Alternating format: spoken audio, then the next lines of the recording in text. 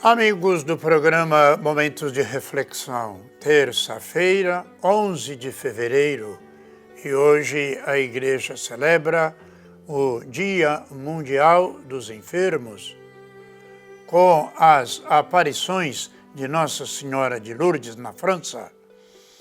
Começaram no dia 11 de fevereiro de 1858, quando Bernadette Soubirous, aos 14 anos de idade, afirmava ter visto uma dama na gruta de Massabielle, enquanto ela estava recolhendo lenhas com a sua irmã e uma amiga. A dama, ou seja, Maria, também apareceu em outras ocasiões para Bernadette, sempre pedindo orações. Em 1862, o Papa Pio IX e o bispo local lá de Lourdes reconheceram as aparições e permitiram a veneração à Virgem Maria de Lourdes. Bernadette faleceu em abril de 1879 em Lourdes. Santa Bernadette Soubirous foi canonizada em dezembro de 1933 pelo Papa Pio XI. Foram tantos os milagres de cura por intercessão de Nossa Senhora de Lourdes que a Igreja decretou o dia 11 de fevereiro, o Dia Mundial dos Enfermos. E nós vamos meditar no Evangelho de Jesus Cristo, segundo São Marcos, no capítulo 7, os versículos de 1 a 13. Naquele tempo, os fariseus e seus mestres da lei vieram de Jerusalém e se reuniram em torno de Jesus. Eles viam que alguns dos seus discípulos comiam o pão com as mãos impuras, isto é, sem as terem lavado. Com efeito, os fariseus e todos os judeus só comem depois de lavar bem as mãos, seguindo a tradição recebida dos antigos. Ao voltar da praça, eles não comem sem tomar banho e seguem muitos outros costumes que receberam por tradição. A maneira certa de lavar copos, jarras e vasilhas de cobre. Os fariseus e os mestres da lei perguntaram então a Jesus: por que seus discípulos não seguem a tradição dos antigos, mas comem o pão sem lavar as mãos? Jesus respondeu: bem profetizou Isaías a vosso respeito, hipócritas, como está escrito: este povo me honra com os lábios, mas o seu coração está longe de mim. De nada adianta o culto que me prestam, pois as doutrinas que ensinam são preceitos humanos.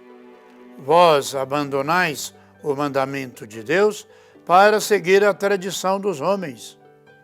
E dizia-lhes: vós sabeis muito bem como anular o mandamento de Deus, a fim de guardar as vossas tradições. Com efeito, Moisés ordenou: honra teu pai e tua mãe, e ainda, quem amaldiçoa o pai ou a mãe deve morrer. Mas vós ensinais que é lícito alguém dizer ao seu pai ou à sua mãe: o sustento que vós podereis receber de mim é corbã, isto é, consagrado a Deus. E essa pessoa fica dispensada de ajudar seu pai ou sua mãe. Assim vós, esvaziais a palavra de Deus com a tradição que vos transmitis. E vós fazeis muitas outras coisas como estas.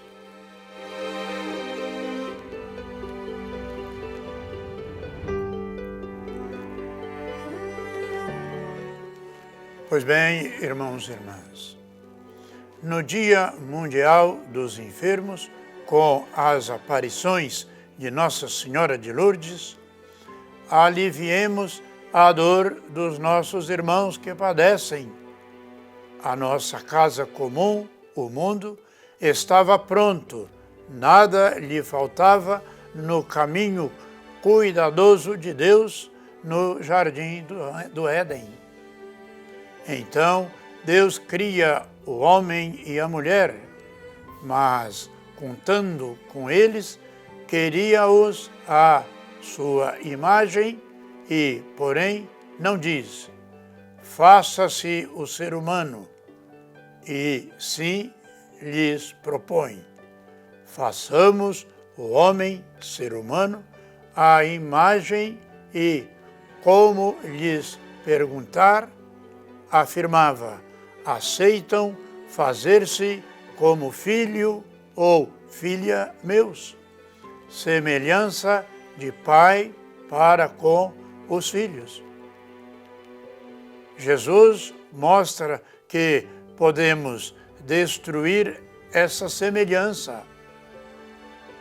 Parecemos honrar a Deus nos lábios, mas termos o coração contra Ele. Podemos até colocar Deus contra o ser humano, que criou com tanto amor e o que Deus quis e criou para nós. Às vezes, consideramos Deus inacessível a nós, um Deus até disputando conosco, privilegiando-nos ou tirando-nos do necessário para nós continuarmos vivendo. Sempre que um templo ou igreja é construído, costuma-se dizer o melhor para Deus. E antigamente, a altura e a majestade dos templos da época procuravam representar a grandeza de Deus.